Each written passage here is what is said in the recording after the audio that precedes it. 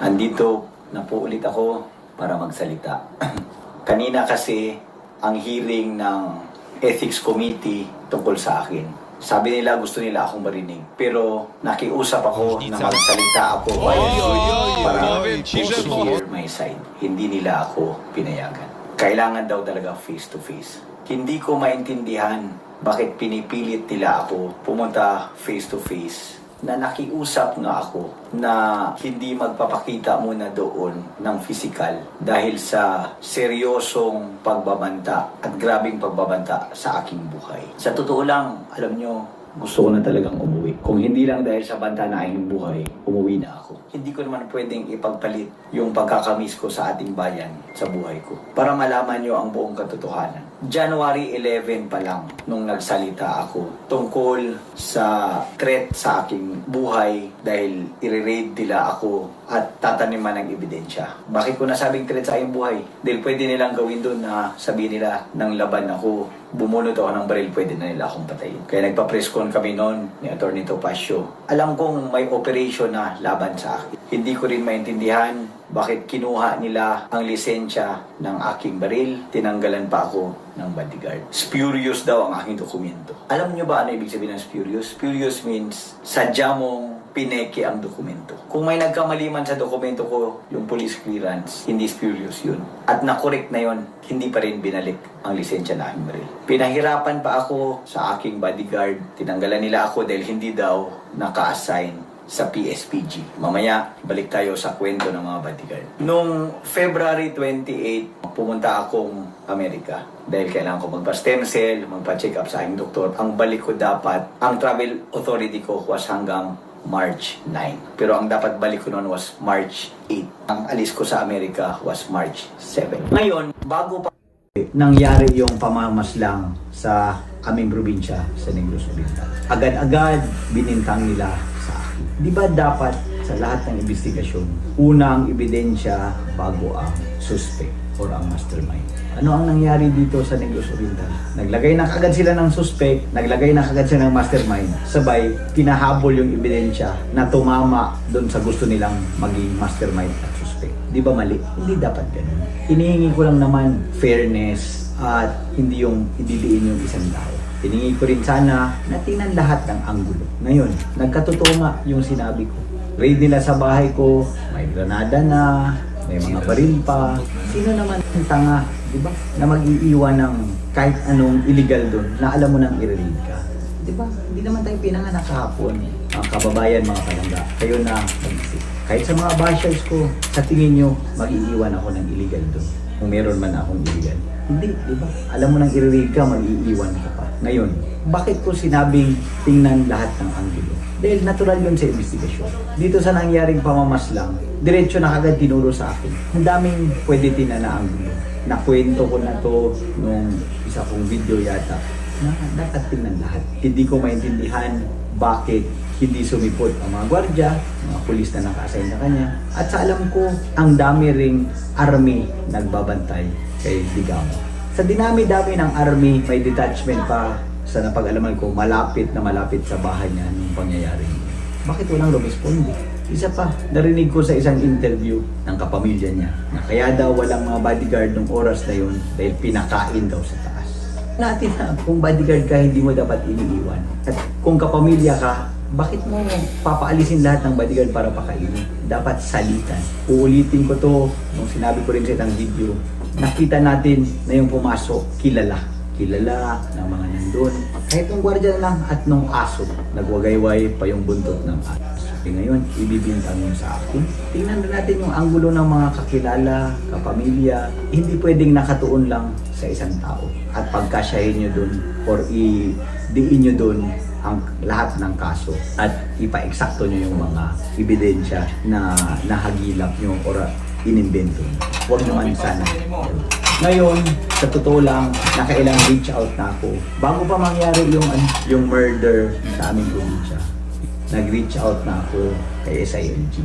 Pinadaan ko sa isa namin na common na kakilala. Hindi ko lang babanggitin kung sino.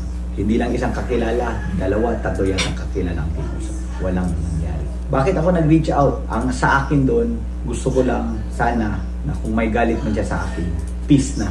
Dahil wala naman akong ginawang dapat niyang ikagalit. Kahit narinig ko na siya daw ang may pakana na kansilahin yung dokumento ng baril ko, still nag-reach out ako na peace na.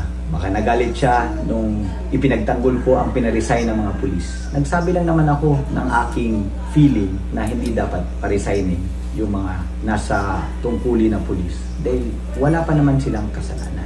Yung may kasalanan, kasuhan. Parang ginawa na silang guilty kahit wala pang kaso at wala pang ebidensya.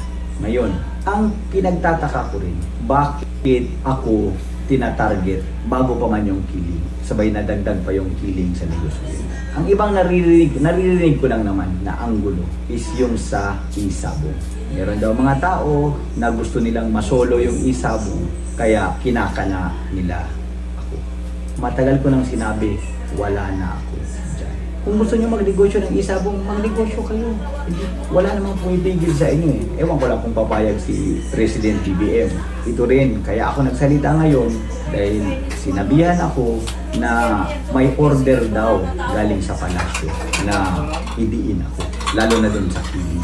Pero bago pa yung killing, may operation ako at may nagsabi din sa akin na may order din daw sa palasyo. Sa totoo lang, hindi ako naniniwala na si President BBM mag-order na tirahin ako or i-operate ako para lang masolo ng ibang tao ang sabong. Hindi ganon si President BBM. Naawa nga ako kay Presidente, ginamit pa yung pangalan niya sa mga taong gusto lang magnegosyo ng sabong. Mga bossing, huwag naman sana gano'n. Mr. President, alam nyo, siguro narinig nyo na masyado akong prangka na tao. Hindi naman tayo gano'n na magkakilala. Mas kilala mo yung kapatid ko din, nagkasama yata kayo sa Congress. Sa totoo lang, 2 beses lang tayo nag-meet, Mr. President. Nung barangay captain pa ako through our Liga President at nung birthday ni Speaker Martin, nung nilapitan kita.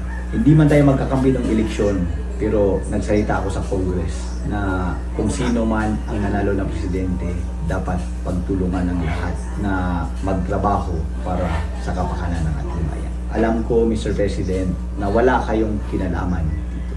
Sana lang mapuna nyo, di bang mga tao dyan sa gobyerno, na ginagamit ang inyong pangalan para sa kanilang pansariling kapakanan. Meron bang mga politiko sa amin na ginamit pa yung murder for political leverage? Grabe naman. Maawa naman kayo sa kapamilya nyo, di ba? Namatay na nga yun si Gobernador Digamo, ginamit nyo pa for political leverage. Siguro napansin na rin ng iba dyan. Yung iba pa live pa. Oh. Yung isa dyan na nag-live, sabi mo may kwento ka tungkol sa anak ko, si Kurt. Sa totoo lang, may recording kami ng kwentuhan ni Kurt. Pwede namin ilabas kung gusto. Meron akong tanong, paano natin makukuha ang totoong hustisya dito? Pareho lang kami ng pamilya Digamo na biktima dito.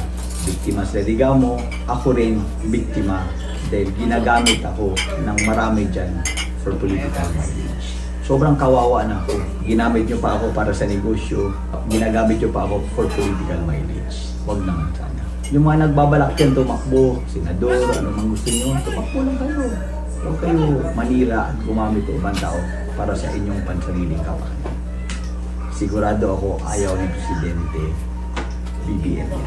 Again, nananawagan ako sa ating mahal na Presidente, Mr. President, sobra na yung ginagawa ng ibang tao sa gobyerno sa akin. Masyado na nila akong dinidiin, kinakawawa at kinakapit. Balikan natin ang sa Congress. Ayoko sana to sabihin, miyembro ako ng House of Representatives. Ilang araw lang ba ako nag-absent? Biglang i-question sa Ethics Committee. Ganito na lang para patas ang lahat. Bakit hindi natin ilabas ang record ng attendance ng buong 19th, 17th, 18th at 19th Congress? Para makita nyo, bakit sinama ko yung ibang Congress? Because during the 18th Congress, I was a Deputy Speaker. Alam nyo ba, kahit nung kasagsagan ng pandemic, pumapasok ako physically. Minsan, hindi ko man duty sa pagka-Deputy Speaker dahil malapit ang yung bahay ko, nagjo-duty ako para lang makatulong. Dahil minsan kulang ng umuupong Deputy Speaker, naghahanap ng umupo. So kahit hindi ko duty, minsan umuupo ako doon, umupukpok sa taas dahil lang sa aking pagmamahal sa ating bayan at sa ating kongreso at sa ating mga mamamayan. Alam nyo, mga kasamaan ko sa Congress, kilala nyo ako, alam nyo kung gaano ako katotoong tao, alam nyo kung paano ako magtrabaho, alam nyo rin kung sino ang pumapasok dyan, sino ang nag-a-absent. Tatanong ko sa Committee on Ethics, bakit si Congressman Arnie Tevez lang ang inyong kini-question ang attendance? Malinaw na malinaw ang aking paalam at hiling.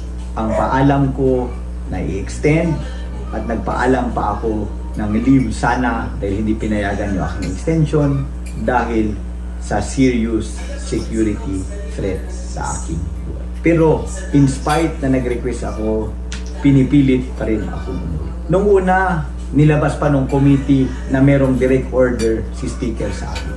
Alam niyo naman na wala. Bakit naglabas kayo ng ganun? Obvious na tuloy na may operation against sa akin. Nung una namin nag-usap ni speaker, ang tagal nga bago niya siya sumagot. Tinawagan niya ako ilang days na pagkatapos ko tumawag sa kanya. Sabi niya sa akin, advice niya lang, friendly advice, kung pwede ba daw ako bumalik sa Pilipinas. Sabi niya, poproteksyonan niya ako, pwede pa daw ako tumira sa bahay niya.